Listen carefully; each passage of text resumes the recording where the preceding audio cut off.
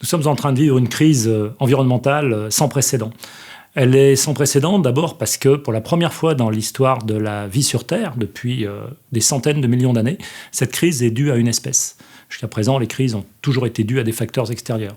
Et on peut noter aujourd'hui un certain nombre de signaux qui sont assez inquiétants si l'on se réfère à ce qui s'est produit dans les 500 derniers millions d'années avec les crises qui ont agité l'histoire de la biodiversité sur Terre. Ces grandes crises qui ont éradiqué jusqu'à 90% des espèces vivantes sur Terre. Alors ces signaux sont à la fois inquiétants et par certains côtés rassurants. Rassurants parce que si on regarde le nombre d'espèces qui se sont éteintes, on est à peu près à 2-3%. Les projections que vient de nous faire l'équivalent du GIEC pour la biodiversité, l'IPBES, nous disent en gros 10% d'extinction dans les décennies qui viennent.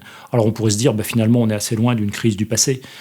Oui, mais il y a la question des vitesses. On se dirige vers cette crise à peu près 100 à 1000 fois plus vite que ce qui s'est jamais produit dans l'histoire de la vie sur Terre. Et ça, c'est très inquiétant.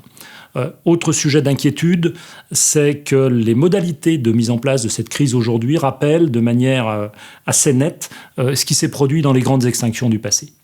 Alors maintenant, une note d'optimisme quand même. La biosphère, elle est extraordinairement résiliente. Elle a une capacité de cicatrisation absolument extraordinaire si on la laisse tranquille. J'en donnerai un seul exemple, les marées noires. Les marées noires, c'est une catastrophe. Il y a les oiseaux mazoutés, il y a les catastrophes sur les plages, et on voit très bien ce que ça représente. On a l'impression que c'est effectivement abominable.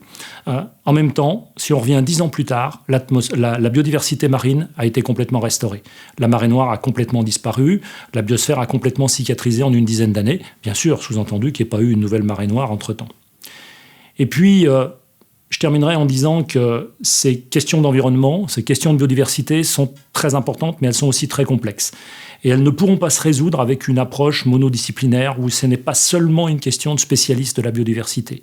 On a besoin de philosophes, on a besoin de sociologues, on a besoin d'économistes, on a besoin d'être tous ensemble pour trouver des solutions à cette question éminemment complexe. Et ça veut dire qu'il faut savoir se mobiliser. Tout le monde doit se mobiliser. On doit se mobiliser à l'échelle des citoyens. Chaque individu est en capacité de se mobiliser dans ses petits gestes du quotidien. On doit se mobiliser au niveau politique, au plus haut niveau politique, pour établir des règles, pour établir des lois, des nouvelles lois. Et puis je suis totalement convaincu qu'il faut également mobiliser les entreprises. Il faut savoir parler aux entreprises, il faut les amener sur le terrain de la biodiversité, il faut faire en sorte que la biodiversité fasse partie de leur stratégie d'entreprise et ça ne soit pas quelque chose d'annexe. Parce que les entreprises ont une capacité de réaction qui est très rapide par rapport à parfois nos institutions, nos établissements, comme le muséum, et elles ont également des moyens financiers. Donc les citoyens, les politiques, les entreprises, et avec ça, on devrait y arriver.